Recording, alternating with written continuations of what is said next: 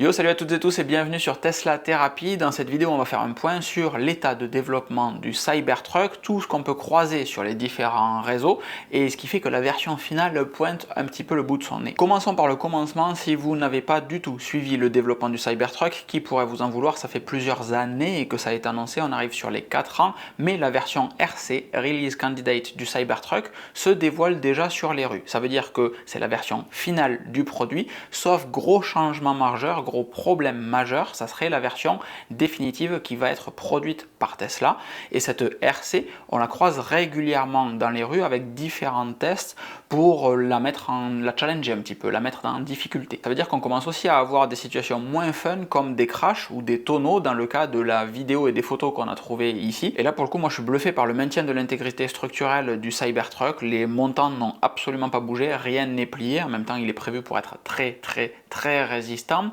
Et les vitres n'ont quasiment pas bougé non plus, légèrement fissurées à certains endroits, mais on est loin de la démo avec la boule de pétanque qui casse une vitre, ce qui me fait encore une fois penser que c'était réellement fait exprès pour que tout le monde en parle. Mais on n'est pas non plus au niveau d'un verre balistique, puisqu'il y a du verre qui a pété. Alors les experts du verre qui verront cette vidéo nous diront dans les commentaires si c'est normal pour du verre balistique de péter à un certain moment ou pas. Le Cybertruck en tant que pick-up qui se respecte va également avoir des suspensions motorisées qui ont été présentées comme étant automatiques. C'est-à-dire que si vous roulez à haute vitesse, la voiture va se baisser pour avoir un coefficient de pénétration dans l'air, un aérodynamisme qui va être meilleur. Sur des photos à un superchargeur, on voit deux Cybertruck dans les deux configurations, un en mode low rider, l'autre en mode high rider, qui vous permettent d'avoir une idée de ce que ça peut donner. J'avais également croisé une vidéo d'un Cybertruck roulant sur autoroute, donc en position très basse et surtout en mouvement. J'ai pas réussi à remettre la main dessus, désolé. Par contre, il y a un sujet sur cette recharge à superchargeur, c'est que les V2, V3 semblent être compliqués à utiliser avec un Cybertruck qui est un très grand véhicule et où la prise de supercharge est pas super bien placée. Selon moi, elle est au-dessus de la roue en fait, dans le passage de roue.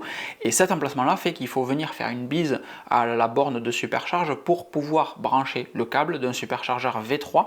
La solution sera évidemment les superchargeurs V4 qui sont prévus avec un câble nettement plus long et qui sont sur d'autres sujets réellement prévus pour le Cybertruck, mais se pose également la question de l'emplacement d'une prise CCS pour chez nous, pour le marché européen, sur un Cybertruck. Si vous regardez l'emplacement de la prise aujourd'hui, on y loge uniquement une prise Tesla américaine. Pour mettre un CCS, soit il faudra changer l'emplacement de la prise, soit il faudra réellement la mettre en biais, et je suis très curieux de voir comment Tesla va s'accommoder de ce problème. Par contre, je comprends toujours pas qu'on n'ait pas mis une trappe à l'avant, comme sur les Rivian par exemple, qui était nettement plus simple. On arrive, on se garde face, surtout quand on peut avoir un trailer, etc. C'est assez simple. Et en ce qui concerne le coffre avant, qu'on appelle un front trunk, un frunk dans le jargon de Tesla, ce frunk semble être motorisé. Dans la vidéo que je vous présente, on voit clairement un technicien qui est en train de forcer exagérément pour rouvrir le frunk, puis pour le refermer, et c'est pas parce qu'il est excessivement lourd, c'est surtout parce qu'il y a des moteurs qui ne sont pas alimentés au moment où il fait la manipulation, et donc il se bat contre la motorisation qui en fait impose une résistance au mouvement. Et sur beaucoup de vidéos de Tesla Cybertruck en train d'être réparés, en train d'être bricolés, beaucoup sur le frunk d'ailleurs justement, on voit pas mal de batteries EcoFlow et ça me fait réellement marrer. On en a testé pas mal des batteries EcoFlow sur la chaîne principale,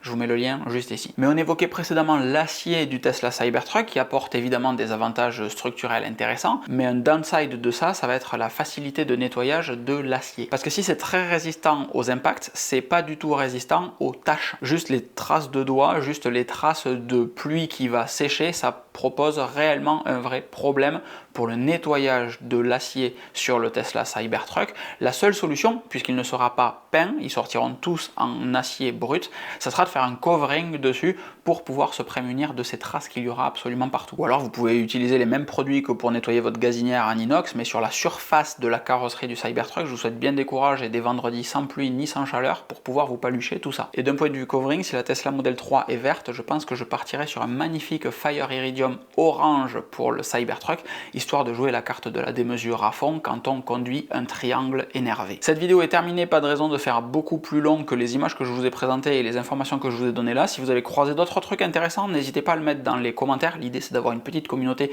qui se nourrit de l'expérience de chacun. Donc let's go. Et le Cybertruck, qu'est-ce que vous en pensez? Est-ce que vous l'avez précommandé? Oui, non? Est-ce que vous pensez l'acheter? Est-ce que vous attendez de voir ce qui peut se passer? Est-ce que vous pensez qu'au contraire c'est un véhicule totalement ridicule? Là aussi ça peut être très drôle de voir vos commentaires. Je vous souhaite une excellente fin de journée, un très bon week-end et je vous dis à très vite. Ciao ciao.